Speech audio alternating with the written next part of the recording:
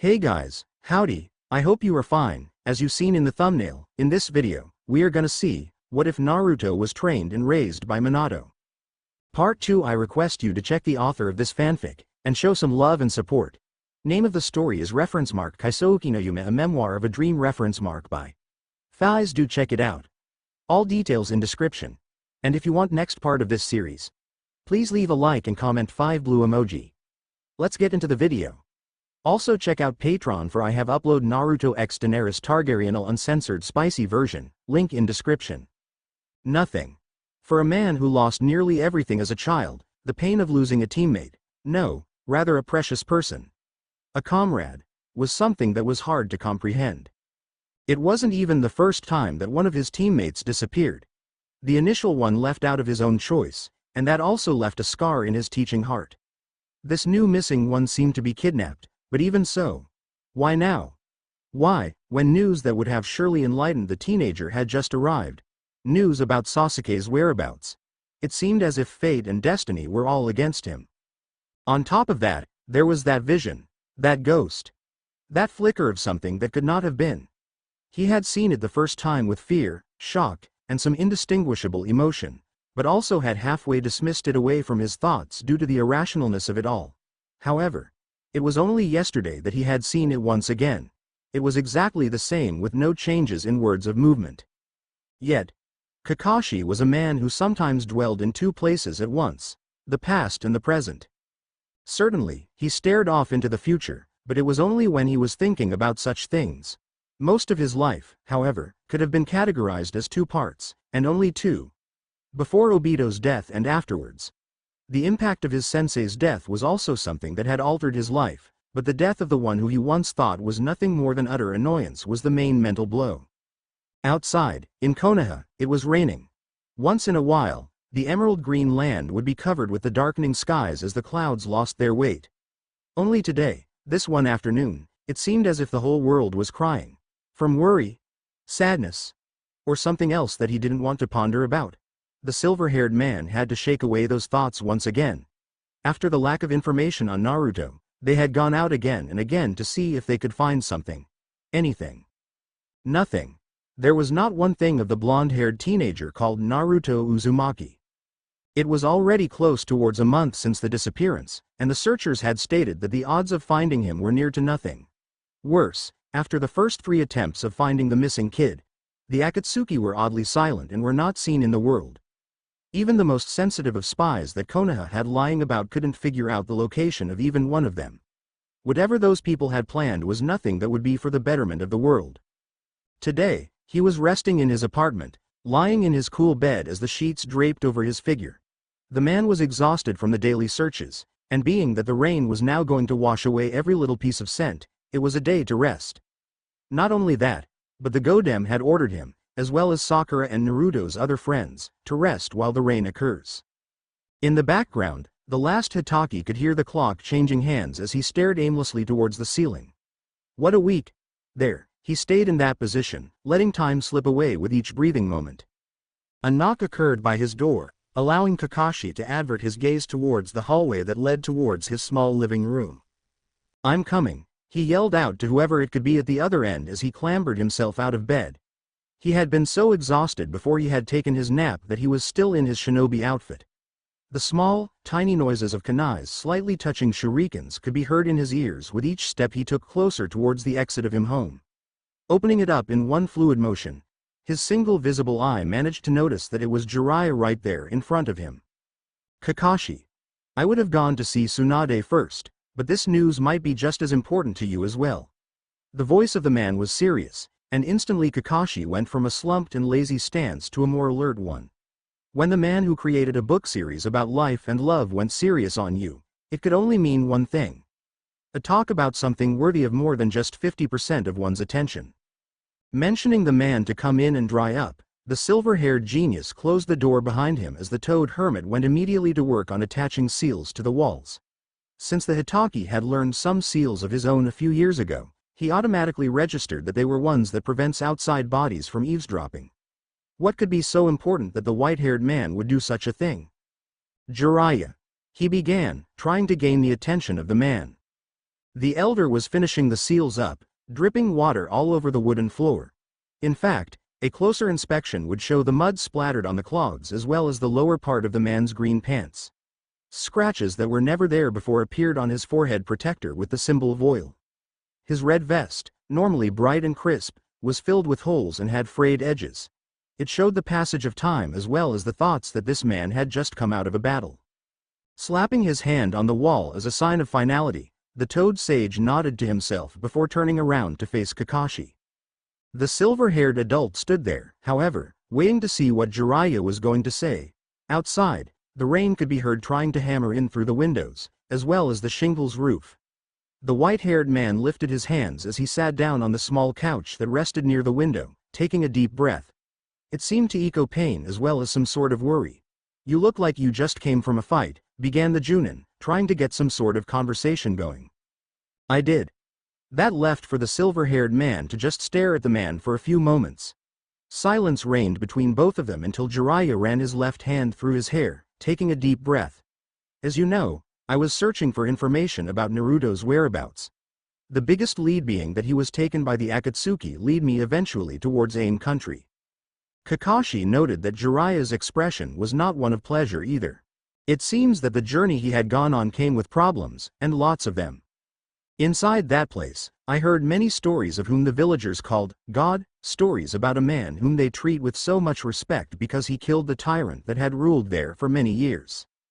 With this, the man raised his hand and turned to face Hitaki. "Yes, that certain man was killed." Kakashi nodded a bit, getting worried as the story progressed. He had heard a few things about this man who apparently had been in charge of Rain, the same one who gave the title of Sannin towards Jiraiya, Orochimaru, and Tsunade because they left an impression on him even if they all lost. With his death, this man whom they claimed God made everything for the better, but they kept it all silent. I was surprised when he was no longer among the land of the living as well. Catching one of the civilians who seemed versed in what was going on, I eventually managed to worm out the name of Pain. Ends up that the Akatsuki are revered as holy beings there. Kakashi could only nod as the toad sage continued his tale, listening as it continued to become more and more like a fantasy mixed with horror. How Jiraiya had managed to eventually find the headquarters of the Akatsuki. How the man had walked in, leaving a few summoned toads out, just in case. Which meant, the Hitaki pondered, that there was a chance that he knew me might not be coming back alive. How the sage entered a nearly empty area and then ran into this Pain, the leader of the Akatsuki. How he had demanded where Naruto was, just as the man had demanded it back as well. How they both eventually broke into the fight of Jiraiya's life. How the hermit had discovered that this Pain was really a child he had once helped train called Nagato. How this man had a bloodline that was only rumored to be of existence. How this child was the one who the hermit had thought was one of a prophecy. How Jiraiya nearly died. I wasn't going to make it, the man began, looking off towards a piece of rug on the wooden floor. That man, Pain, had made 6 bodies of himself, each with different powers and all balancing each other out. I had to resort towards a technique of mine that was incomplete, and even then I was. Jiraiya shook his head, looking older than his 53 years of age. Right before the final wave of attacks, though. That was when it seemed like the world. Silence. The world. Kakashi urged on. Jiraiya turned his head and looked right into Kakashi's eyes. Both their black eyes met, one of them deathly serious. The world turned sluggish. That is the best way to describe it. The world turned sluggish and blinked, off and on. I thought I was dying, but then the alterations of the world and blackness slowed down and ceased. When I turned around, I finally realized that I was outside the Akatsuki base, still as damaged as I was before. The toads I had left outside grabbed me and began to race off towards the nearest medical care. I was too tired and weak from blood loss not to do anything myself. It wasn't until a few days ago was I ready to move anywhere at all. Yet, this whole affair left for troubling things. Neither I, nor Pain, know where Naruto is, and I know I did not do any form of jutsu to disappear from there, nor did he.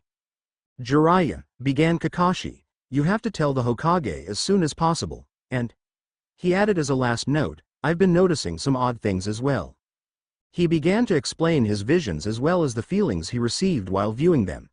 even though it seemed that they both needed more rest, hurried off towards the dull red tower in the falling rain. It was done in quick and easy leaps as both of them stared at the building ahead. I don't know what this means, but we have to get to the bottom of this, Jiraiya muttered. Of course, it was to be heard by both of them. Minato was giving him a hard stare, and Naruto gulped a little bit. He was sitting up in his hotel room with his shirt and chainmail off to show the not yet Yondaime his seal.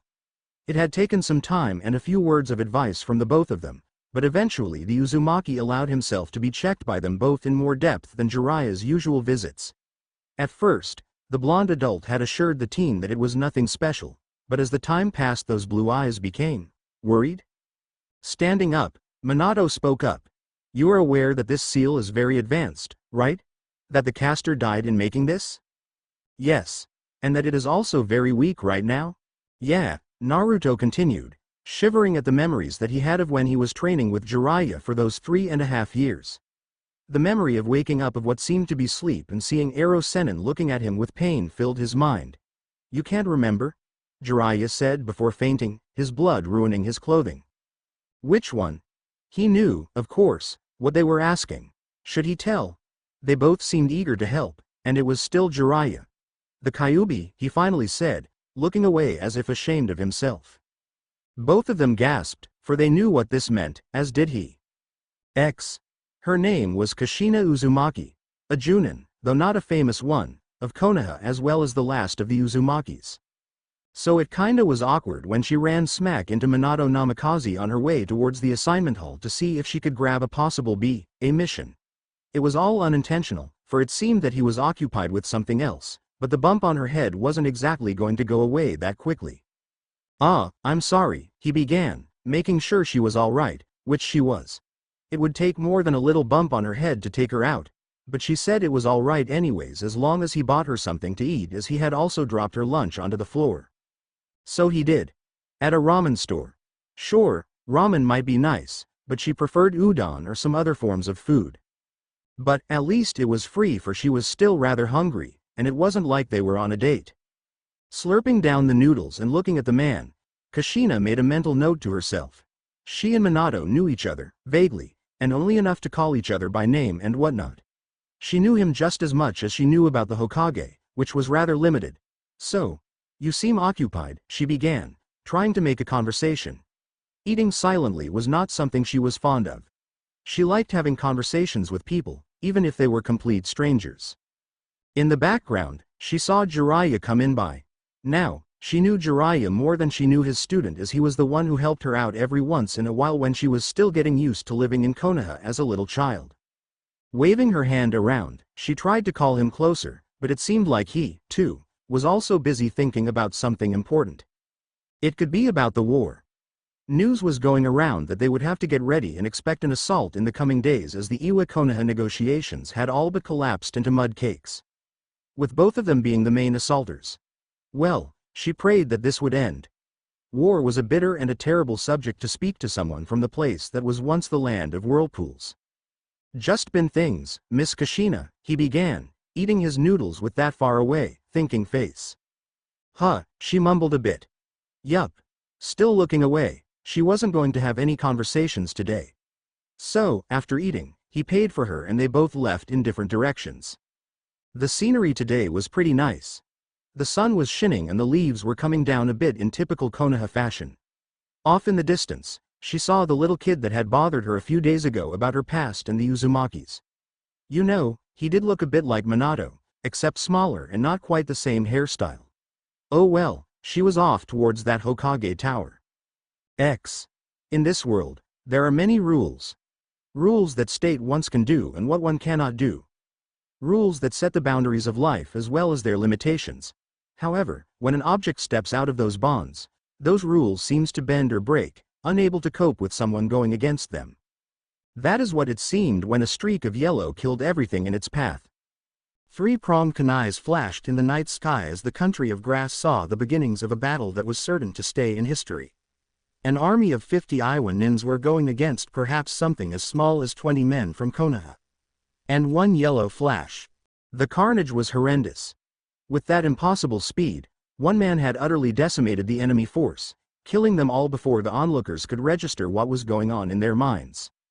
When the man with golden hair stopped in the middle of it, the enemy shinobi gracefully fell down like puppets cut off from their stings.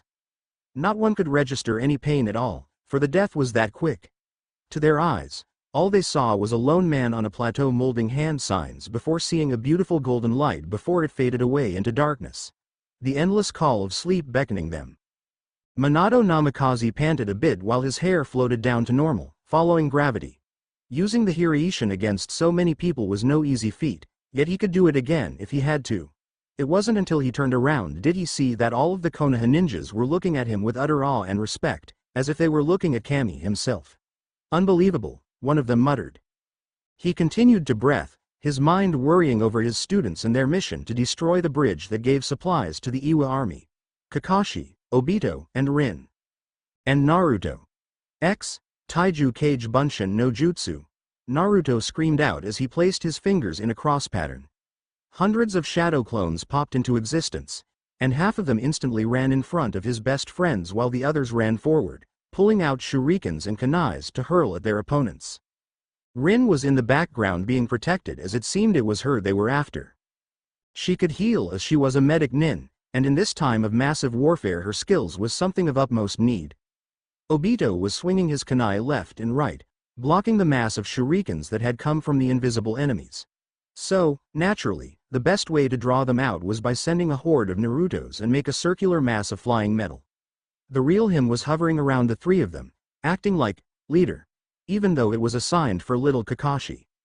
In the base of his mind, he could feel the Kyuubi influencing his thoughts a bit here and there. The thrill of fighting, the way his heart raced when he saw the Iwa nins come out from their invisibility jutsus before slipping back. The prospect of hurting them. Naturally, he shoved all those thoughts away with one sole thought, which the protection of his precious people. Minato and Jiraiya said that until they could find a way to properly patch up his weakening seal, he will think things like that. Or rather, his prisoner could place more effects in his mind that made him react in that manner. The key thing, of course, was to not go into fits of rage. This was anger. Not rage. Kakashi pulled out a sword behind him and raced forwards towards where one Iwa nin had popped into visibility, ignoring the pain that his eye was giving him. Naruto had witnessed only a day ago what had caused the scar on his sensei's face, and had vowed to protect them from harm even more. Off-proof to clone. The other two men were still invisible, but that was soon going to be eradicated.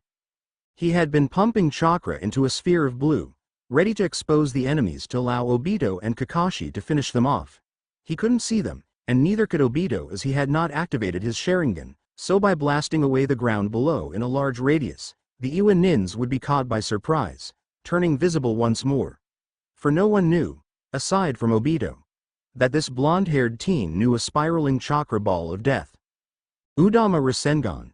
He cried out as he slammed it into the ground. Dust and flew everywhere, as did shouts. Hanging like a silver plate etched with deep scratches, the moon shone on the land all around and far below. Its reaches of light touched the deep pine of each individual leaf that clung onto trees as if their lives depended on it.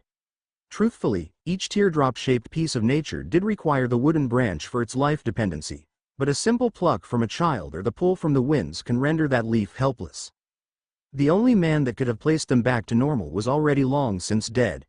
After all, the Shoudem could never come back from death's entanglement. Eventually, these rays gently kissed the edge of a large forest where, only a few moments earlier, a scar in the shape of a circle had grown. Leaves flew high into the air with a force of compressed air before gently falling back down like falling rain. There was no breeze strong enough to move them like snow, so eventually they rested back towards the ground they came from. Like a sheet of falling water, each one touched nearly everything on the ground. Everything, including the fingers of humans who were standing still, looking at the destruction, as well as the pieces of dim glowing metals nestled deeply in their hands. Though the heavens high above were clear of all forms of clouds, arches of lightning could be seen if one was there to observe it. The sounds of hundreds, no, thousands, of birds could be heard chirping, as if all concentrated on one focal point. A girl with brown hair and purple rectangles on her cheeks was seen standing in a small area of grass, right next to a taller figure with blonde hair, and someone else with spiky black hair. In front of them was a small child with silver hair, who had his hand filled with a ball of electricity. "Sensei said not to, Kakashi," the female screamed out. But it was too late for those words to reach the Hitachi's ears. With a simple, flowing movement, the child sped forth, using the falling dust and leaves as a form of a distraction to prevent the enemies from seeing him right away. The blonde teenager had managed to shock the enemies out of their invisibility with his large and powerful attack, but that emotion would only last for so long. Cutting through the thin smoke, the child managed to hear the voice in the background of the other boy who was guiding him with a newly acquainted power.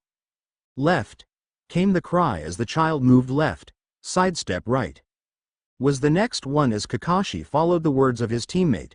Though the response time was lagging, it was still better than running blindly, as his sensei had cautioned him about. Obito had acquired his Sharingan only a few moments ago, but could already see the other ninjas' reactions and help out Kakashi. However, he had to be within eyesight, and there was always the chance of getting hurt because of the delay of Obito's voice to reach his ears. Naruto, on the other hand, was facing off one of the enemy by himself. His powerful version of the Rasengan was not aimed at killing them, though it would have been more helpful if he did. But since the enemies were unable to be seen only earlier, and that Obito had yet to unlock his bloodline limit until literally a few seconds ago, the blonde had to think of a different way to expose them. He had to do so because he had to protect his friends, his precious people. For you see, that was what all of them were to him, friends, bordering along family. It had been more or less 1 year since falling into this land of elsewhere, and he had grown to all of them. Ero Sennin was, and will always be, Ero Sennin, and he felt like that man was some sort of a grandfather, even now. Sure, some things were missing, but the memories of his Ero Sennin got dragged towards this one. Minato was like, well, something difficult to place, but up there anyways in Naruto's personal list. Obito was like a long-lost cousin of his, if he had cousins to compare against. Though they had an age difference of about 4 years, which is a lot for a ninja, they both liked to goof off together more often than not. The brown-haired girl called Rin was like a niece or sister, he guessed. Too calm for a Sakura-like personality, yet had a lot of determination. A little bit like Shizune, who was the woman he thought to be a sister, as well. Kakashi, at first, was hard to get used to. His personality now was something way out of sync with his older one, but Naruto was hoping that by showing that good ninjas didn't always have to follow rules he could eventually get the old, new Kakashi back. That, and Obito wanted to try to tackle the problem as well. The child still had some issues, but he was hoping that he would get over it eventually. After all, the kid was like an uncle. A young one, but uncle-like anyways. That is why he was here to protect them. When Minato's team had received the news that they were to infiltrate the front lines and destroy a bridge that brought supplies to the enemy in grass, Naruto had brought himself along, though he wasn't officially a part of the team. The Sandaime agreed to do it, mainly because Obito and Rin had begged a bit, and Jiraiya helped persuade a little as well, for he wanted to know that at least the team was with one seal master. Only the blonde adult and the white-haired Ero Sennin knew about the Kyuubi, and Naruto planned for it to stay that way. However, it was getting harder and harder to hide it as time passed and as missions continued. Naturally, when the 4 of them got ambushed by the Iwa Nins one day after Minato had gone off to the front lines to help out Konoha, he got angry. They had nearly taken Rin captive, and it didn't help that the day prior, Kakashi nearly got his shoulder cut off. The enemy's attack ended up nearly hitting the eye as well, leaving for the child's scar that Naruto knew would last for the rest of the Hitachi's life. Kakashi, Rin, and Obito were taking care of themselves, and being watched over by many shadow clones, so the teenager was up against one of the men alone. There were perhaps as many as 3 or 2, but Naruto didn't really keep count. Mentally, he kept telling himself to calm down, repeating over and over again that phrase in his mind while the rest of him readied himself to stop this guy in front from helping his partner. He could recall what happened once he got filled with rage when he was fighting Deidara. Or rather, recall the lack of knowledge for certain moments. He could remember the pain, though. Flipping through hand seals, the teenager made another clone appear next to him, and then it hanged into a Fuma Shuriken, one of the largest shurikens that was practical to throw. Running forwards, he threw the clone and aimed it at the Iwa Nin's head. With a simple, yet agile, jump, the brown-haired man dodged it, making sure to reach away from the possible arm distance of the shadow clone shuriken. However, it was at this moment that Naruto made another hand seal, but hesitated for a few milliseconds. Here he was, killing other people. Was this really the right thing to do? Yes, he had to protect those close to him, but to kill in cold blood like this. Naruto finished the sign and pumped a bit of chakra in it to make the clone explode, mentally wincing at what he was about to do. Though not on the man. The exploding Kage Bunshin shuriken was close enough to render the man into something useless. In the background, there was another man's quick scream, but then nothing. Silence once returned as the last of the falling leaves touched the ground. The echoes of those 1,000 birds faded away as well, leaving the slumped bodies of only 2 men, and the panting figures of 4. The Uzumaki stood up straight after a few moments, looking down at the man he had just killed. He could see his reflection as the other man's dull eyes. Could see that he had nearly passed that brink of too much anger. Calm down, calm down. Think of what Ero Sennin said. The only good thing in this whole escapade was that the war seemed to be nearing its end. Naruto had seen what the yellow flash could do in a small scale, and from the onlooker's side, that attack was both amazing and frightfully scary. The enemy had no chance at all, and the only way to stop from being killed was to prevent the attack from starting. However, this action seemed impossible as the Hiraishin no Jutsu was not the only move that the blonde adult knew. "You guys all right over there?" he asked, after taking deep breaths, trying to ignore the body of the man in front of him. "Sorry," he mentally added. "Yeah," began Rin as she sighed before grabbing Kakashi's hand. "Now you," she began, trailing her eyesight towards Naruto's sensei, "shouldn't be trying something as stupid as that," she scolded while healing him while not really meaning those words. Kakashi didn't seem to be taking this very well, but remained still as Rin's hand glowed green to apply chakra to his skin. "You nearly reopened your wound. I'm not that great of a medic, yet, you know." Naruto walked over towards Obito next, making sure he was fine as well. A little dusty here and there, but other than that, the black-haired seemed alright. He was currently looking at his hands in awe before looking around left and right. "My Sharingan." "Wow," he breathed, but then turned them off and looked straight at Kakashi. Who looked back. "Thanks," came the small mutter from the silver-haired boy. "Thanks for telling me where to go." "No problem. That's what teammates are for," came the response. Naruto hoped this was a sign for the better. His hair was moving in the wind as Naruto sighed, softly. It was night, the day after the ambush, and nearly everyone was fast asleep. Minato was also there, and he was proud that his students managed to be alright through that attack. He also seemed worried, but seeing Obito's happy face of showing how he managed to help out the crew was enough to hide it, Naruto guessed. 16. He was 16. His birthday was still not for another few months, but it made him think of the Kyuubi. Considering that it was still a whole year and then some away from his birth, he was beginning to worry. There had yet to be any news of the Kyuubi of this somewhere. As the more time he spent here, the more time he thought that this could be the past. His past. Yet, it was too far-fetched to believe it. However, it was getting harder and harder to say no to that notion as time passed. But him, being here, what would it do towards his life, if this really was the past? "Hey," Minato called out, standing right over the teenager, who was lying on the ground. "You know, I am the one to be on guard duty. It's alright for you to take a few Z's now and then." The tall adult's voice was soothing and caring, like as if he was Naruto's sensei, which wasn't true as he really hadn't learned anything from the Namikaze. Well, not any new moves from the man. He had been self-practicing all the time, trying to get better and better just in case this whole affair was something dealing with the Akatsuki, or if he ran into any of them in the coming future. "Thanks, you know, for helping out my students. From the sound of things, if it wasn't for you, things might have gotten a whole lot worse." Naruto noticed that Minato drifted his eyesight off towards the plains that they were currently camping in. The wide expanse of the grass blowing in the wind made it seem almost like an ocean. High above, the stars continued to twinkle, giving very little light to the world below. Only a small fire made shadows that danced on the faces of the two blondes. "It was the least I could do. I always protect those who are important to me, otherwise, how else could I become the Hokage?" he exclaimed out. That dream of his was still there, just as it always will be. Though it may take longer than normal, he will be Hokage one day. The adult already knew of the teen's ambitions, so he just merely smiled before continuing to look back upon the sky. After a few moments, Naruto decided to join watching. He wasn't really sleepy at the current moment because his mind was still up in airs, but just lying on his back, watching the sky, seemed to calm him down. So this is what Shikamaru meant. He mused silently.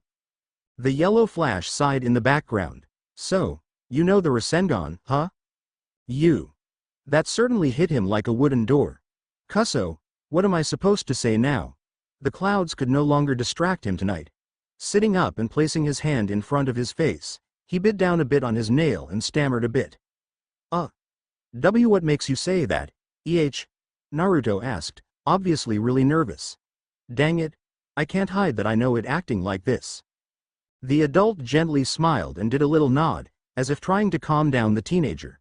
When Obito and Rin, as well as Kakashi, described what you did, as well as said, it was just a manner of guessing. Also, a certain someone oversaw you doing that move a long time ago. What I want to know is how you managed to learn it. As if noticing Naruto's uneasiness, he softly chuckled. Don't worry, it's nothing that will get you in trouble. I'm just merely curious for now. Kuso. Well, you see, it's 'cause he comes from the future, exclaimed a happy voice in the background that could only be one certain black-haired Uchiha. The small child had bounced over a couple of rocks and threw himself face forwards in front of both of them. You'll believe me, right, sensei? He must be from the future 'cause he knows one of your moves and looks like you, too. Dang it, Obito! Cried out a voice in the background. What had once been Rin's pillow from her sleeping form was now flying through the air, hitting the Uchiha right on the head. I'm trying to get some sleep here to recover from yesterday. The girl wasn't exactly graceful when half awake, and within a matter of seconds she quickly fell back asleep, ignoring the stares she was slightly receiving. Future, came the joking reply from Minato as he rubbed Obito's hair in a sensei-pupil moment. But, while doing this, he was looking at Naruto with those piercing blue eyes. The way back from the mission went normal. The defeat of the Iwa army towards the north leads for a relatively quiet ride back towards Konoha. When the tired group finally arrived back towards the pale yellow gates, they were in for a surprise. Many of the villagers were cheering and happy, aiming all of this at a certain blonde-haired adult man. Naturally, Minato began to get a bit nervous until a certain redhead pushed people out of the way to help the stunned group stumble off towards their apartments and homes. Yet, while still going, there were cheering all around. The Hokage is going to want to meet with you tomorrow, began Kushina as she turned to face the Namikaze right in the eyes, about really important stuff, so I heard. She visually checked him out, making sure there were no scrapes and bruises. After making sure, she gave him that smile that made him seem to feel even happier on the inside. Ahem, coughed out Rin. Sensei. Blushing due to embarrassment, he turned around to address his team and Naruto. Well then I guess everyone should go. I know your parents, or in Naruto's case, the innkeeper, will be eager to see all of you. He watched as all of them left, minus Kushina of course. Over the past year, the two shinobis turned from merely knowing each other due to working in the same town to becoming an item. Perhaps item was not the right word for once this war was over, he wanted her to stay with him. As something more. He loved her with all his heart, for she was his precious. Thinking about your lady, Minato, joked his own sensei in the background. With a little jump, Jiraiya squeezed himself right between the couple, trying to start a conversation over the cheering that could be heard in the streets. You know, the Toad Sage said, pointing out at the crowd, they are doing this because of your stunning victory a few days ago. When the other ninjas came in and said how you single-handedly defeated an army of Iwa nins with a move that made you into light, the villagers became ecstatic. Even I have to ask now, did your Hiraishin manage to defeat that many people? Minato could tell that Kushina was also curious, for she was edging her body closer to overhear everything.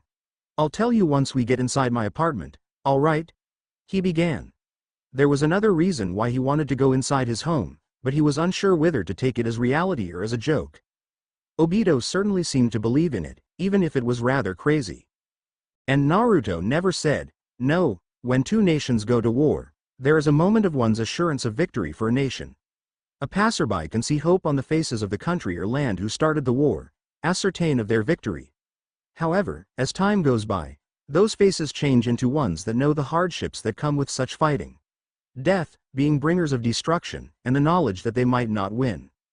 When two nations go to war and it is involuntary for one nation, the stakes are raised even higher. Not ready for such turmoil, the land can be taken over at any moment, especially when you are not dealing with soldiers, but with men and women who, at the twist of their wrists, can bring down mountains. Thus, if news spreads that they are not losing, but actually winning, the hopes of these people can rise, making them smile and cheer each other on. If a soul man made a large contribution to this all, he would be treated like a hero, a protector, a saint. Or, to the people of Konoha, something akin to Kami. It was a bit invading to his personal space, but it made him feel glad that they were happy and safe. Yet, it wouldn't have hurt them to not have showed it off in such overdramatic ways. But, Minato Namikaze couldn't exactly say no to them, as each person was one he deemed as a precious person.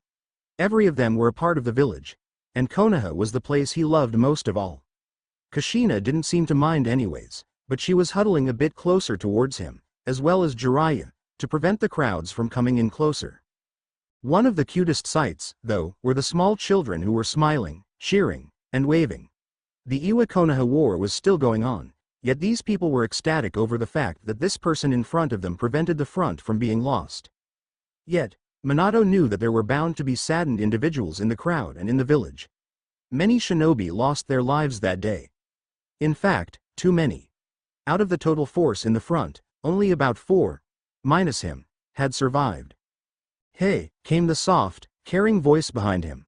Normally, Kushina was a loud and boisterous person, but that did not mean that she couldn't find a way to comfort people.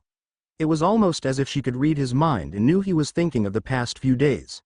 "Minato, I'm sure you tried your hardest. Now come, let's go to your apartment where we can talk more about this, okay?" Eventually, all three of them headed off towards the wooden buildings that resided near the center of Konoha. They still met many people along the way, but they were more peaceful meetings. Once they reached the door, Kushina turned to face him and gave his hand a small squeeze before he opened it and entered. The time to settle down and sit took almost 30-some minutes. The blonde man had plopped down on his couch, feeling a wave of tiredness from the week's earlier events. On the coffee table rested a little teapot filled with Jiraiya's favorite tea, as the white-haired man made it using the kitchen supplies. With 3 cups next to it. The shades were open and he could see some birds fly through the window. Minato took a deep sigh before sitting up and running his hand through his hair. Dust could be streaming in the air though the sunlight. A reminder that he has not been in here for a while. "So," slowly started his red-haired girlfriend, "how was the mission?" Truthfully. Even Jiraiya nodded as he turned to face the young man. "I hear many, upon many, rumors, but I want to hear the facts. I know that look on your face, as well as this old man here, means something serious happened." Her hands were placed on the side, but her face was aimed directly at him so they could have eye contact. Minato only sighed a bit while the memories went through his head. With a small nod, he began to explain the tale of what had happened, pausing every once in a while to recollect his thoughts. Both of his listeners' eyes could only widen as the words went by. However, once he had started to explain his heroism and what he had to do to the enemy ninjas, their facial expression was unreadable. Wrapping up what happened in the end, the blonde man decided to talk about what had occurred towards his team and Naruto. All in all, it took about 2 hours to go through the details for everything, and never once did either of the listeners move. Some silence continued to pass as the sun could now be seen on the window. It wasn't there before, claiming that it was now going to be mid-afternoon. Kushina was the first to speak up afterwards, blinking as if her mind was processing the information. "There were 50 of them, and you got them all with one move?" Minato nodded back, remembering the insane speed at which he went at.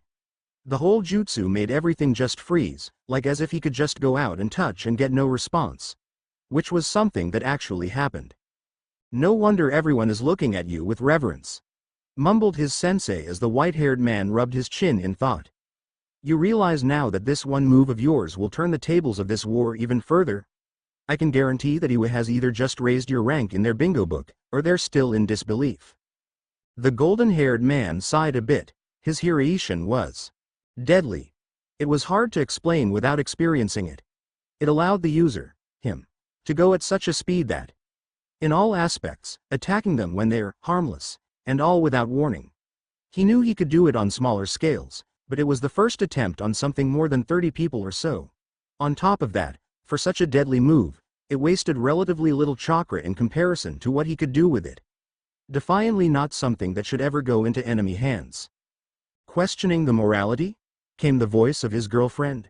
Rising his head up so that his eyes met hers, Minato noticed that she was standing up right in front of him. It's war, Minato, and you must do what must be done.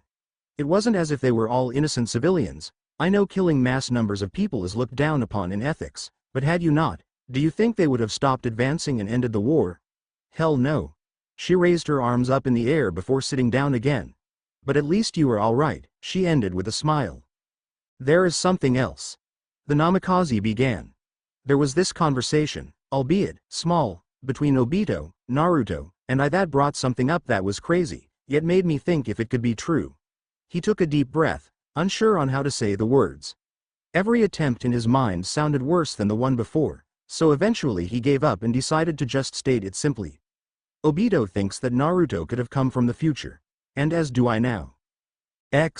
Rin was slowly walking down the steps that lead from the top of a small hill in the middle of Konoha towards the central district. Her parents had given her a small sum for her to spend on something she liked for a great job on her infiltration mission. So, she was currently trying to find a scroll on medical jutsus, as well as try to find a way to train herself better. She did heal in the last fights, but she couldn't attack. She needed to get better. Yeah. Some people gave her a funny look before she realized that she had pumped her hand in the air. Sheepishly, she lowered it before sighing and looking around the main market area.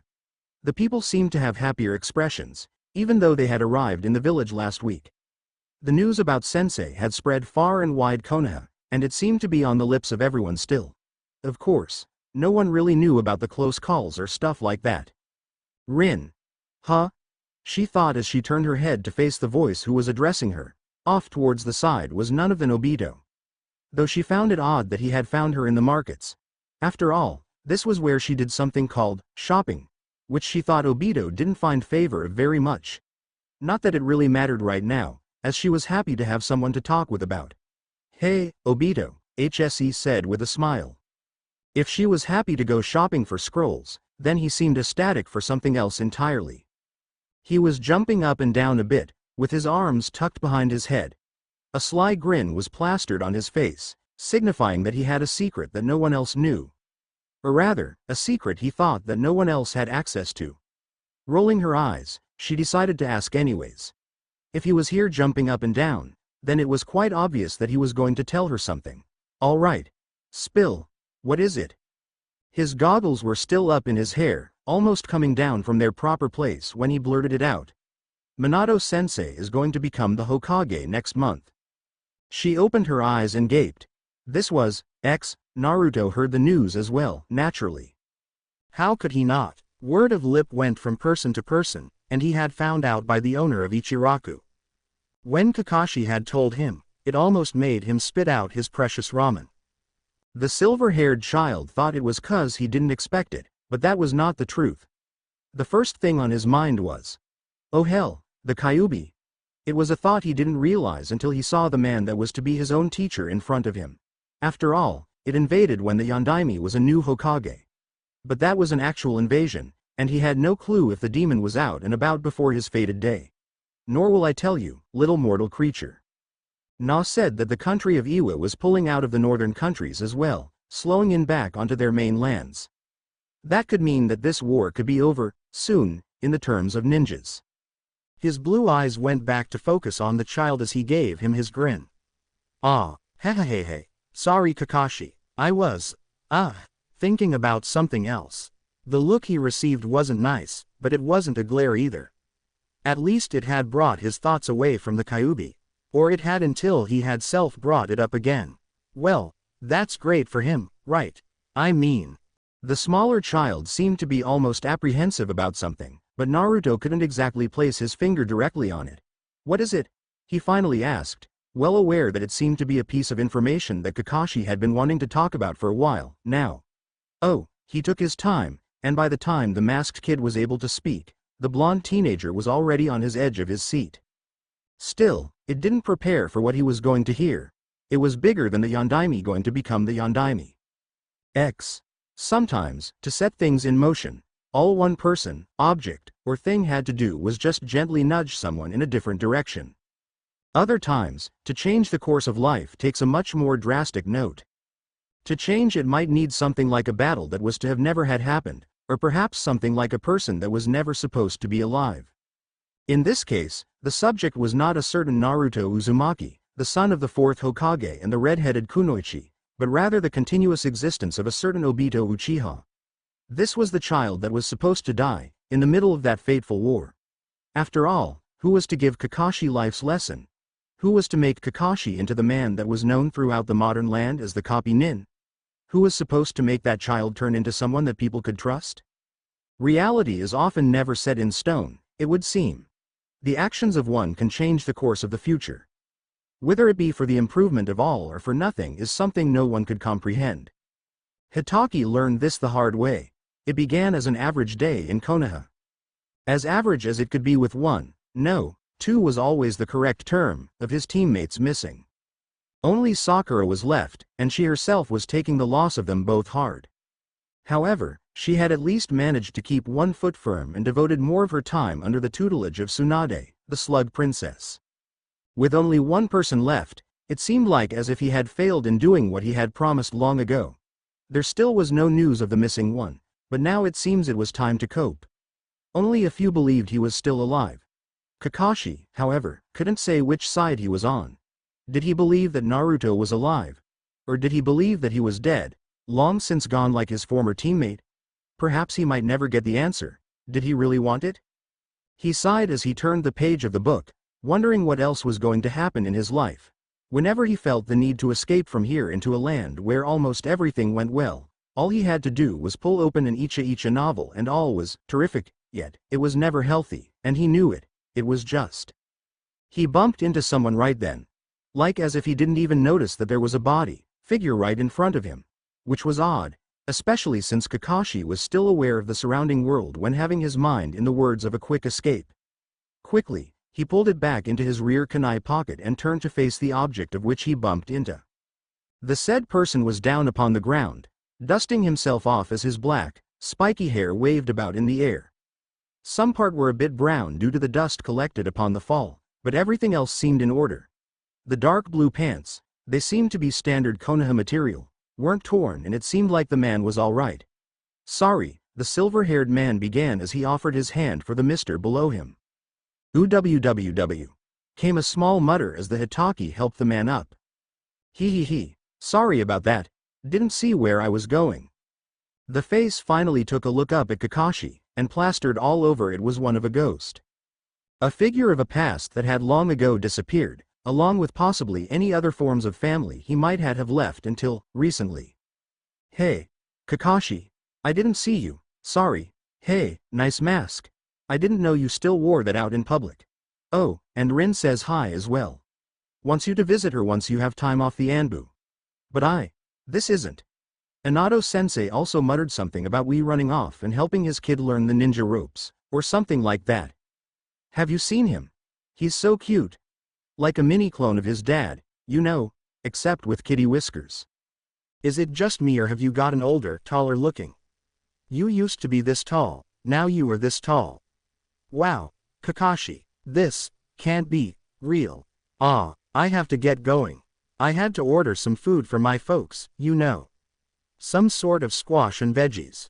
Whenever you are off, might as well pay me a visit, okay? It'll be great to catch up on old times.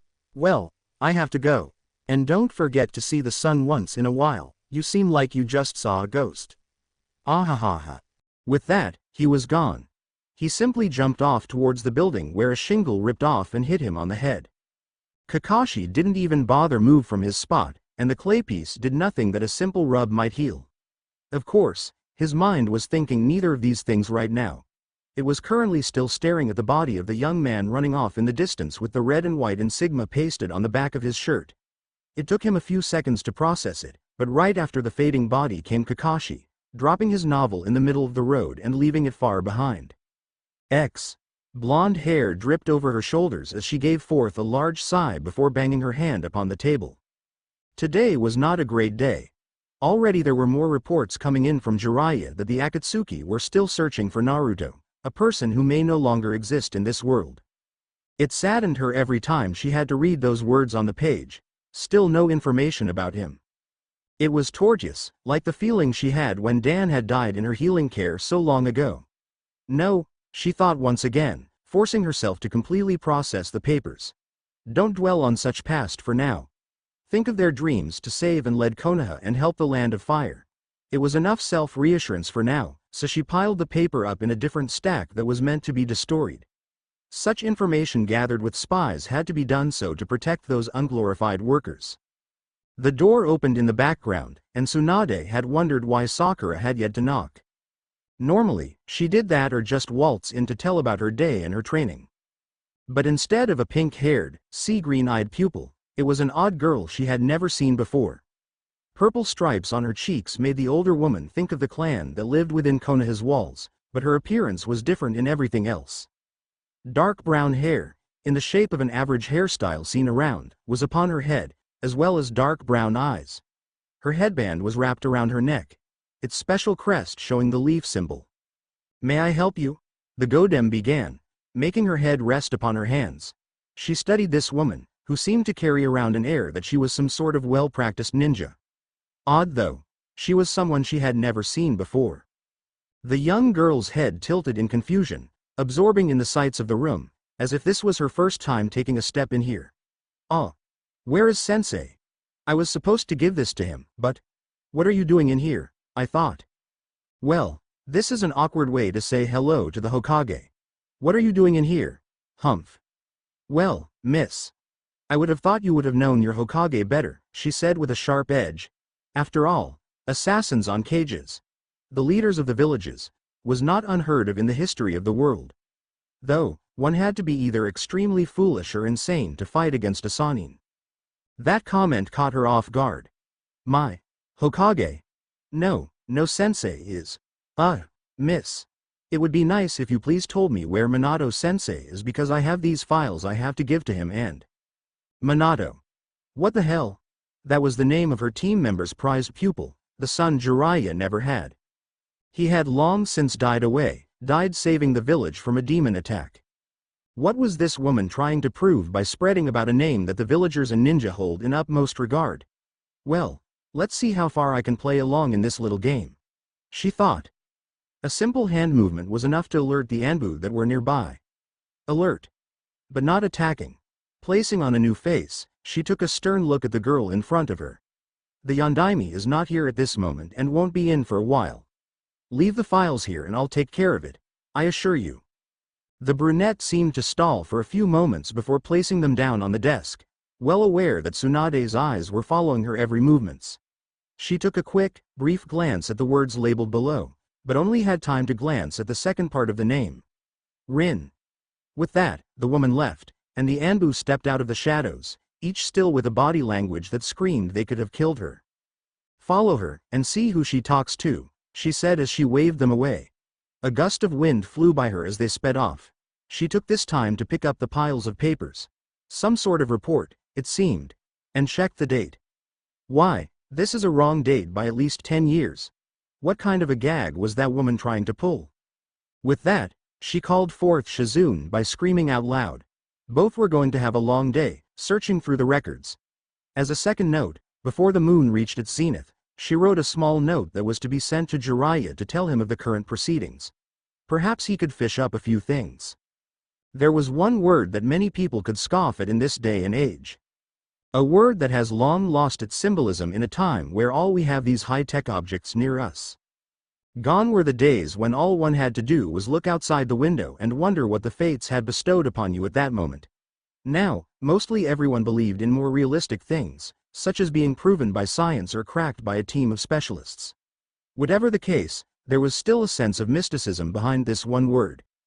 It was a word that confused many people, and even now, only one person and one hybrid truly had faith in the meaning of this word. For, you see, the word was prophecy, the foretelling of something that was to happen that has not yet happened. It was a strong word for those that could do the act of making such a bold statement meant that they must have some sort of connection for the future, a connection that war could be fought over to try to claim for oneself. There was another thing about prophecy that made people seem to shy away from what others called their own forms of art. The fact that if a prophecy was made, would that mean that the person's life belonged to fate? Tied down by words that had come out of a special being? Printed in ink in the large storybooks of the kami that could never be changed? Years ago, there was the prophecy of a child that would either become the savior or the destructor of the world. However, even the foretelling of one's fate cannot always be crystal in its meaning. Mistakes can be made by the analysis of the listener, thus possibly setting something into stone that would have otherwise never happened. Perhaps prophecy has nothing to do with fate, and it was just an action that led others to believe it was true, thus making their lives follow these words. That, in turn, could essentially make the words of fate come true, caused by people who wanted it to be true. Then again, maybe it really was Kami, spreading his ink on a blank sheet or parchment. The only ones who could know were no longer telling. It is in this mindset that the Kyuubi can be seen, as well as its fellow demons that had once ravaged the land, as perhaps forebringers of death. They were the epitome of fear. Beings of pure chakra and energy that could destroy and annihilate anything and everything in their paths.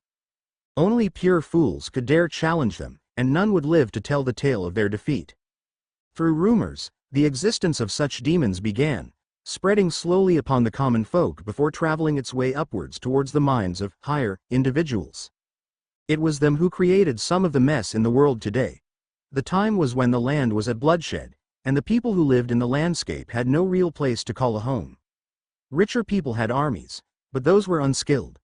The powerful families had skill, but not the numbers. When one wanted what the others had, a war had begun, the first great shinobi war. This war should have ended just as fast as it had begun. And in relative, it had, though not for the reason that people had wished for. Rumors of creatures filled the stories of those who had survived. What the leaders of some, though not all, new nations of the land had done was something unthinkable. They had managed to find and trace down the existence of those rare demons that were in a psychical form and then forced them inside the bodies of young or able people who could hold them. Most of them all ended in disaster, for there was not enough knowledge to comprehend what they had just done to innocent people. The new Jinchuriki. Eventually, the hosts either died by murder or lost their demons for a new host, continuing a cycle that could now be hidden. After all, with the making of new nations, no one was going to claim that they had a human sacrifice in their midst. They wanted to keep them secret and used as weaponry to crush all that would defy them. Yet, there were only a few captured and tamed, if one was so speak in such terms. A few were still out there, undiscovered by humans, though perhaps known. Every once in a while a village would disappear off the face of the earth and an earthquake was formed when it could have never occurred. Then, there were the rumors of the most powerful of them all, the king of all Bijou, the Kyuubi no Kitsune, the one who could challenge the gods. Never seen, it was, until that fateful day of October the 10th. And it was on that day that the first Jinchuriki was made not out of force or for a weaponry purpose, but out of love. Love for a village. Love for people. A love that could possibly never be understood by anyone else other than the man who had killed himself for the sake of others. Its capture had made it furious at first. Try as it could, its mental body couldn't escape the mortal prison which the demon was given. The red fur bristled as the large fist hit the caged doors in the belly of a newborn. But it was already too late, the deed was done and it was already inside the accursed seal.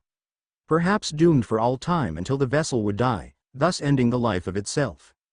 When the first signs of break appeared in the seal, it grew excited. However, after years of silence and natural bemusement, it finally had the chance to escape, to walk free once again and destroy the one place that had tried to defy it, as well as the one man who had abolished the demon in a mortal.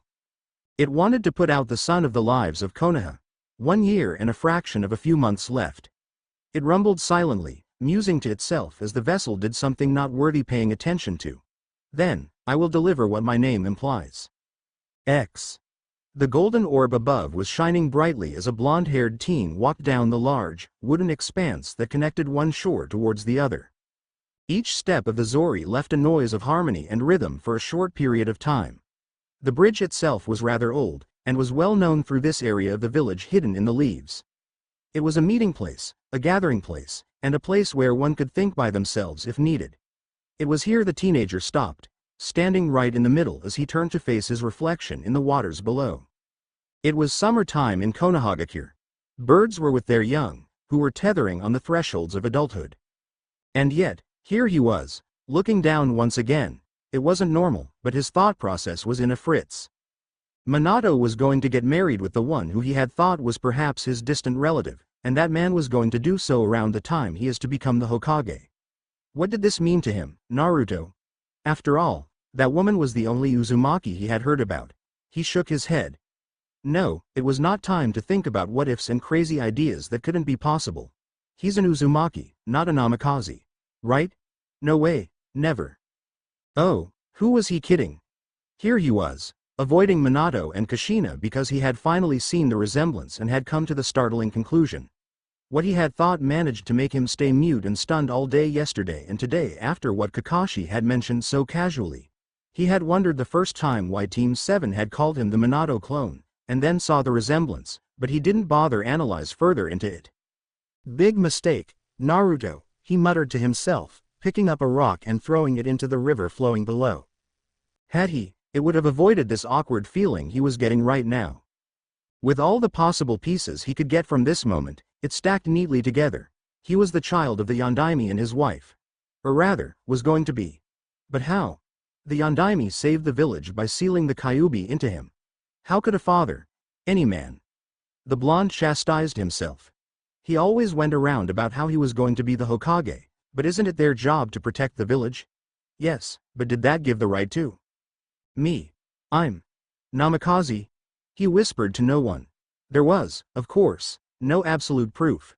For now, there shouldn't be for at least almost a year.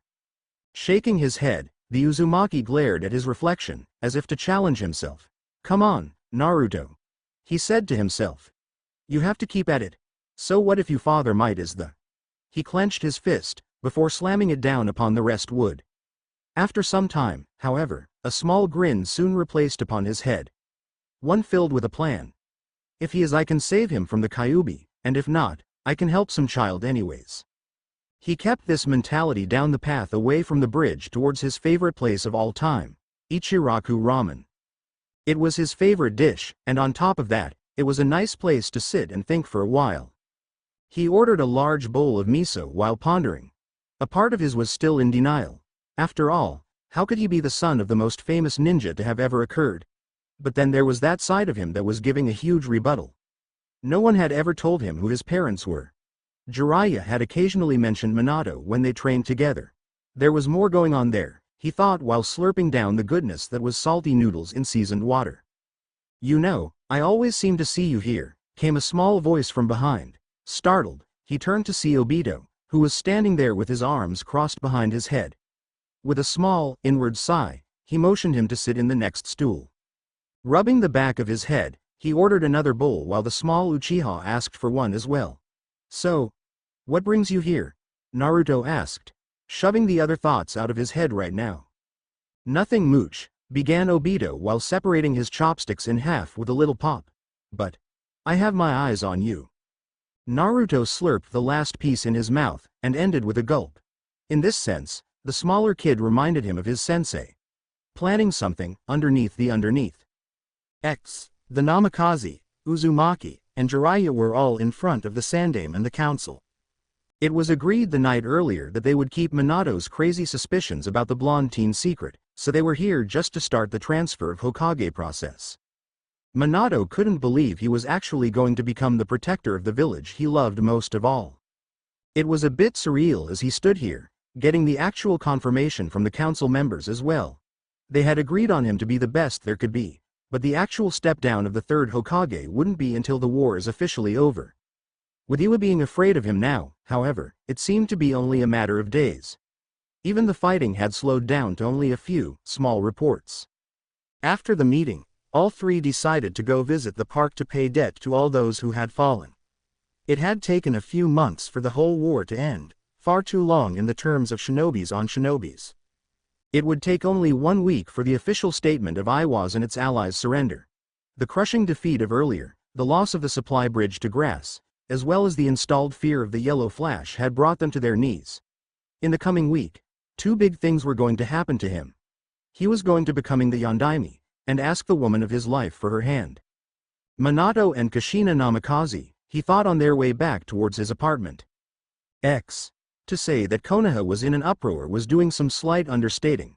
It was something closer to chaos, but tame enough that order was still around. All in all, the Godem Hokage was having one of those days, and to top it off, news had just come in that Itachi had fallen to Sasuke, and the Uchiha had some new team. It was like an extra cup of good old stress. It had started with that Rin woman. While trying to find her records, it ended up that the only Arin was long since dead. However, before she could go after what could have been a spy, the Anbu had returned with her, along with a very distraught Kakashi, who had the nerve to sputter out that Obito was alive and was running around Konoha. She could recall that name, how he died, but not much else. Then, Sakura bolted in, saying she saw Naruto in the village. Only then, the woman, Rin, had screamed out that that was impossible, due to how Naruto was currently with his mother, taking his nap. Naturally, things got worse. Kakashi fainted. At first, it seemed perhaps by stress, but after he regained his sense of being, he looked around with a different appearance. Oh, he still carried the same air around him, except he was now talking to the woman as if they knew each other for many years, forgetting the fact that she was taking the alias of his dead teammate, mind you. She was about to send in the investigation squad to find out what was happening between them when the villagers came in, saying they saw a ghost of the Yondaime walking around. Not only that, but the dead from the sound attack years ago could be seen on the streets as well. To check for herself, she left her building and decided to see this on her own. What she saw, she couldn't begin to fathom. There was a section of Konoha that had never existed before. She could swear that the Uchiha compound had lights on even though it was supposed to be abandoned, and her head was missing from the mountain. That's when she saw Jiraiya, and he. Oh goodness, he was giving her a look that went from shock, to happiness, to more shock. He had the nerve to go up to her and ask what she was doing in the place she would never return to. She punched him, and now here she is, in the middle of her village, at a time where the world decided it was time to end. His white hair was thrown over his face as he got up, muttering something about crazy, large-chested woman. Tsunade, what was that for? He screamed out. I just came back with a report about the Akatsuki. He dusted himself off and stood up, giving her an odd, serious look. Her tan eyes hardened. How'd I know you were the real Jiraiya? She began. In case you have yet to notice, odd things have been happening here, including you. You acted as if I was never here. His face turned into a softer look. I'm sorry, Tsunade. I just didn't know you returned back to Konoha after. The black eyes opened wide, as if something clicked in his head. He stared at the floor, giving her impatience, but she decided to wait. Something was going on. I had forgotten. He muttered, then turned and saw the village. Tsunade. I think something is happening to the general public. I'm forgetting what has happened these past years. She opened her eyes. What, Jiraiya, what do you mean? She demanded. He rubbed his eyes with his hand. Naruto Uzumame. Okami. Okami. What Minato had said then was. But how? And now, Tsunade. He ran forwards to her, and then pulled a report from his pocket. I think something more happened to Naruto than a simple disappearance act. I'm having memories that I never had, and they seem to be erasing my old ones. What? The slug princess screamed out, before looking back towards the tower. Then that would mean that. She whispered, thinking about Kakashi, Sakura, and that new woman, Rin. That's impossible. She had a feeling what Jiraiya was muttering about. But that couldn't exist, it couldn't happen. Do you believe time is stationary? He began. I don't think so anymore. I know now that Naruto somehow went back in time. I also think this is the latest in a chain of events because of that. He was ranting, brought forth by high levels of adrenaline. She could tell due to his frantic pacing and his eyes. It took a while, but she caught the hidden message. You were supposed to die, weren't you? Back then, with pain. Her golden hair blew in the wind a bit as he nodded, looking far older than he already did. Then that blip you thought you saw was no hallucination. That means. She turned to face the village, which was sprawled below her in all its glory. Lots of bells and ribbons gently fluttered in the wind and their chimes hit her ears. It was at that moment, the world shifted again. 1 minute, her face was back on that mountain, but then it disappeared again before finally coming back on its spot. The extra extension to the village vanished as well, leaving a large opening of fresh, small saplings once again. The Uchiha compound's appearance was as ruined as it was supposed to be. "Jiraiya," she began, but then noticed he was on the other side of her. "Oh, Tsunade, I didn't expect to see you here. What, didn't he say this earlier? Oh my goodness. I think I know, but that's... Is it really?" He handed her the same papers he did earlier, except this time with a more serious face. "The Akatsuki still can't find Naruto, and I don't have a clue where he could be either." She took the papers and clutched onto them tightly. If this was happening to Jiraiya, then the same could be happening to the other people who got affected by whatever that was. As if what he had mentioned earlier was true, impossible as it could be, then this wasn't localized. This was perhaps globally, except in some places more pronounced, like Konoha. Only 4 heads were there when this whole chaos began a little while ago. Did that mean that Sarutobi was still alive? Or did that mean that Minato? Wait, why am I not getting affected by this? Soft rain pelted the window in this middle of the day. It left its mark over everything, darkening and enriching colors into bright, vibrant things. Though the clouds still hung overhead, down below, the grass was turning just a touch greener and the flowers more brilliant. Yet even as this rain was falling, the people whom traversed underneath were all getting ready for the next forthcoming event. It was going to be a time of a new celebration. It was soon going to be the fall festival. Despite the water hitting their heads, one could see the people walk along and tie up ribbons and flags on balconies. Old temple bells that haven't been cleaned in a while were being shined with elbow grease. Amid this all, though, was one worried and pondering Naruto, Uzumamiya. He had done everything in a so far so good world isn't falling down on me fashion. He had become friends with people that were actually his past. He had bothered his to-be teacher. He had befriended an Uchiha version of himself. He saw someone that could have been a Sakura of his day. And he also got to know his family, his real mother and father. All he really needed left was now Iruka, Tsunade, and for the hell of it, Ibiki and Anko, and it was going to be a jolly good show. Yes, he was feeling rather sarcastic today. Naruto didn't really know why, but at least it wasn't as bad as it was earlier. Maybe it was something like a mood swing, like Bachan. He smiled a bit upon her memory. How long has it been since he had seen her? Easily already a few months, almost a year. For the 3rd time this day, his bright eyes trailed down towards the small piece of paper that had been the cause of many issues today. It was beautifully inked out with flawless strokes, all on rich, smooth paper. It was the wedding invitation to Kushina's and Minato's day of celebration. Man, I can't believe that they are getting hitched already. Seems like yesterday we saw her as a substitute teacher, right? Spoke Obito as he was jamming food in his mouth. Naruto gave out a small groan. Looks like this conversation was going to go on again. And at this rate, Opshio was going to take everything from the plates and leave him nothing. They had taken refuge from the shower and had decided to have lunch. After all, the blonde was treating everyone to a free meal, anyways. Dope, Kakashi began, though not as stern on that word as he used to be. Eat that fast and you'll choke yourself to death before you're 20. The silver-haired child had ordered a regular plate of fish that was prepared with the freshest spices from the nearby farms.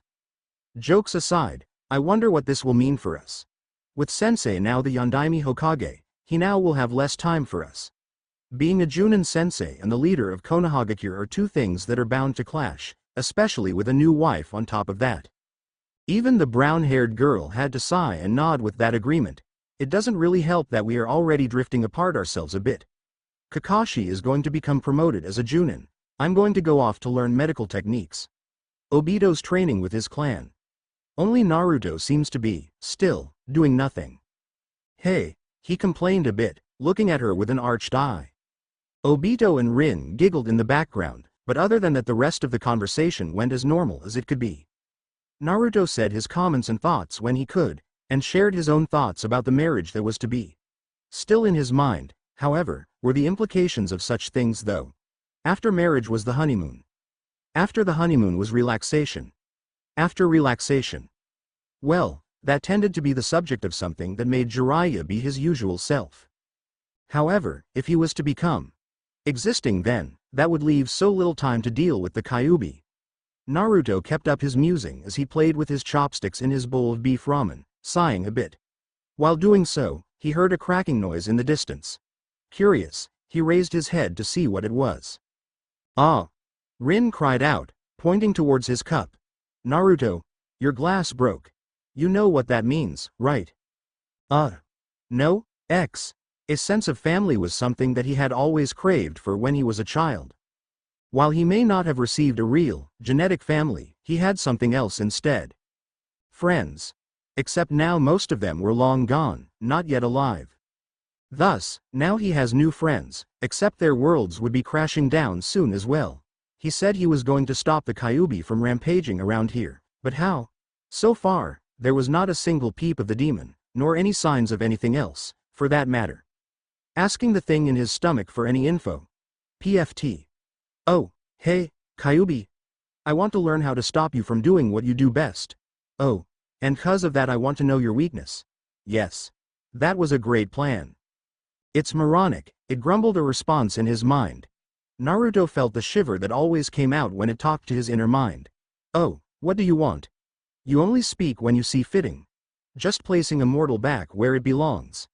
In wild fantasies of impossibility. It was one of the few times the Kyuubi spoke to him on a whim, especially now. Huffing in disagree, he pushed the voice far back. There was now less than a year till his birthday. Stop fidgeting, said Obito, who was seated next to him. Hell, I know most marriages are boring, but it's sensei's. The black-haired boy had misread Naruto's reaction, but that was okay. It brought him back to the now. Slightly farther ahead of him were the two people that were ready to give each other a kiss. Holding hands, they seemed so happy there, as if ignoring everyone else that had come to see the Hokage getting married. One would have thought that such an event would be made large, but it was actually kept on hushed tones. Minato had enemies, ones that would not take a second glance at killing his wife. So, everyone close to the Namikaze was there, except for Tsunade, if she knew him. Naruto didn't know for sure whether or not they had met each other since the first words from Ba-chan's mouth about him were not exactly pleasing ones. The blonde teen gave up thinking once again to pay attention to the vow exchanging. Though, it was rather weird to see two people wed if you knew they were your parents. Really weird. It was also unsettling, like the truth was being cemented in. The whole ceremony was finally done, and Naruto stood up to go munch on those desserts, still wondering what to do. He had vowed. A promise, to save himself or whatever child would be used as the vessel for the demon. If it wasn't for the fact there were people around, he would have smacked his face into the wall. A watchful voice behind him startled Naruto a bit. You know, if you're going to keep staring at the punch like that, it might just decide to get up and run away. He cried out, startled as he jumped up a few feet before meeting the face of Kushina Uzuru. Namikaze. She laughed, giving a small smirk at him before picking up a piece of sweets. She then left to go face her new husband, walking. When Naruto shifted his eyesight to the husband and wife, both filled with extreme happiness, he was struck with a thought. What had happened to Kushina when he was born? He can never recall a woman named like that before, or that bright hair color. What if she had died? Days, no months, had passed since then, and the crowd was now getting ready for the first month of the new year. It was currently the last week of December, and the chilly mornings were bringing everyone into the worst of modes. Well, at least those who had to go outside and train in the weather. Naruto was used to it, being for the fact he grew here most of his life. Training outside in Konoha was nothing to it. Except for today. The teenager was currently inside the library, shuffling through a mountain of books that seemed like they were never going to end. Hell, each shelf towered high above him, and out of them all, only a few of them had the possibility of having the information that he needed. For, you see, today marked the second week of cramming through these old scrolls and literature, trying to pry information about the Bijous. About the old great shinobi wars. About the Kyuubi no Kitsune. As expected, he had yet to find anything. Oh, wouldn't Iruka be so proud? Yawning, he threw a pile of useless scrolls back towards the shelf before picking up the next bunch. Already the librarian had warned him about making any damages on these pieces of works, but Naruto had assured that crazy woman that he was not going to endow in scratches of any sort. So, every time he did rips and tears he would take some paste and glue them together. In response, she allowed him to leave books in piles. as long as he placed them back in their organized spot before the place closed for the night. It wasn't like it was fun, it was just something that had to be done. By interlocking his fingers, he stretched his back and continued. As the minutes told by, Naruto plopped his head on the casing of the scroll and moaned. This is taking much longer than I thought, and is as annoying as hell. His mind decided to wander and muse about what had happened towards Team 7. Rin was happily at the hospital, admiring everything dealing with the medical techniques. While she was having problems with learning the higher level stuff, she persevered onwards. The brown-haired girl wasn't the best, but she was better than some of the non-intensive care units, and wore those thoughts proudly. Occasionally, they would bump into each other here at the library cause of some errand or another. However, on the side, Naruto had spotted her training ninjutsu. She had taken her near capture all that time ago to the heart. As for the Uchiha, Naruto had seen less of him. Team 7 was technically disbanded now, and a new one had taken the spot from the new graduates from the academy. He had been training at his compound and had muttered something about having to now babysit for a pregnant aunt. Or something like that. Though, he had come by to mention that he was working on his Sharingan and was eager to fight against Kakashi one day. Ah, Kakashi-sensei. The blonde said in his mind. Following the rules was still something he did often, but the attitude was at least no longer like a pain in the rear. He was gaining the ranks in Junin, but refused to claim any students. He threw himself on hard, but not suicidal, missions and was gaining a name for himself. It wasn't the copy ninja, however. It was the Silver Fang, named now after the sword that he had fixed upon breaking it earlier. Naruto still mused over how his sensei got his eye back in the future, but it was looking as if he was never going to get it. Minato was the Hokage. Couldn't say much about that. So, the team was now broken. They hardly saw each other as a whole group except once a week, where they would all gather lunch of ramen at Ichiraku's. Yet, those meetings were still filled with laughter and poking fun at each other, as well as explaining the comings and goings of their birthdays. Rin and Obito still continued their missions together, having a different third member every time. Kakashi still traveled solo, though it apparently wasn't rare for all three to have a higher-ranking mission.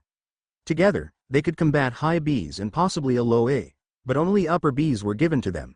Still, it was a far cry from the unison all had earlier. "Oi! Naruto! Ah!" he cried out. He had nearly fallen asleep, and had slightly drooled over the jacket of the scroll as well. Wiping it away from his mouth, he smiled nervously as he turned his head to face whatever was talking to him. He. "Hi, Kakashi." The kid, though technically now a 13-year-old, nodded a bit, before pointing down at the object Naruto had used as a pillow only a few minutes prior. "I tried waking you up for a while now. I was walking in here and was wondering what you were doing after seeing you with this pile." Rubbing the back of his head, Naruto only claimed that he was researching about rumors in the wars long ago about demons and stuff cuz it sounded like a pretty odd subject, and since I have no team or anything, I had time to figure this out.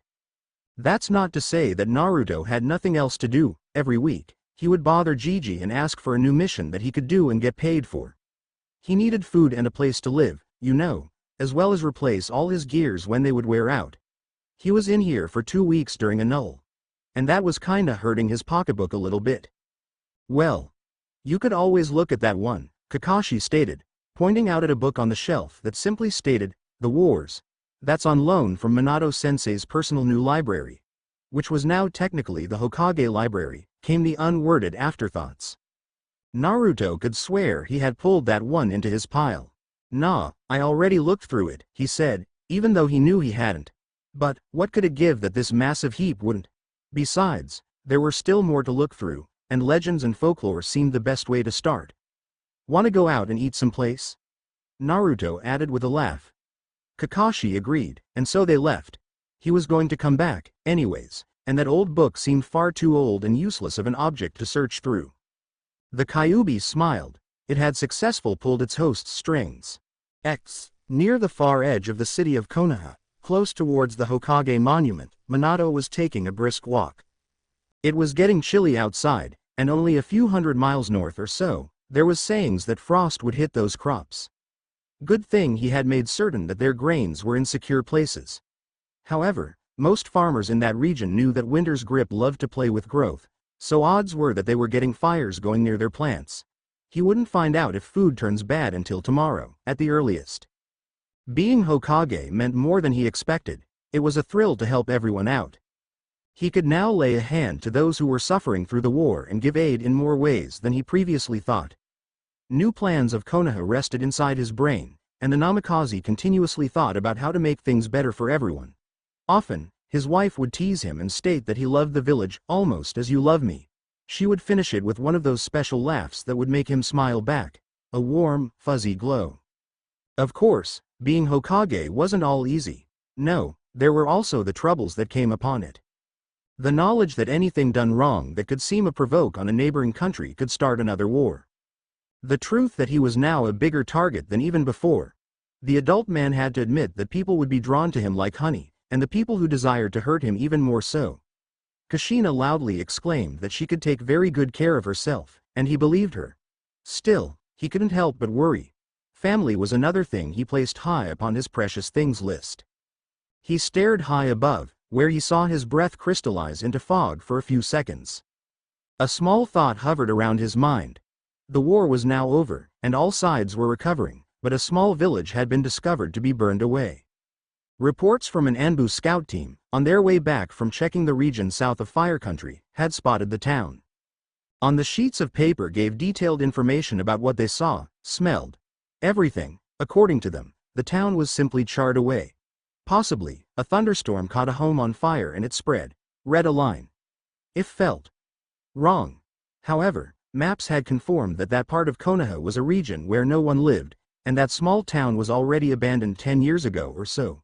Still, something so small shouldn't be bothering him this much. On his return trip back, he passed by a few people who were looking at him with a weird expression. Tilting his head a bit, allowing the locks on the side of his head to fall, he smiled and gave a little wave before continuing onwards, his white cloak with flame tips trailing behind him as he finally reached the Hokage Tower.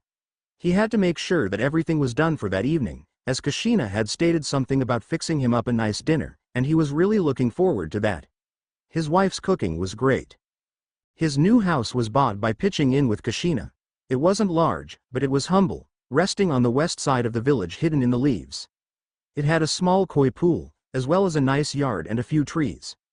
Conveniently, it was also near a few training grounds for the both of them to train when they were really bored. Kushina was no housewife. Though, she didn't mind cooking, as long as he did his share every other day as well. Frankly, that was all right with him. Night had fallen, and Naruto was busy hanging out with the whole gang. They were currently stuffing themselves at a ramen race. Or rather, Obito and he, whereas Kakashi and Rin were both looking with disgust. Hey, it wasn't often that he entered these competitions, and the loser had to pay. No way in hell he was going to pay for this tab. Naturally, he lost. He knew he shouldn't have eaten such a large lunch.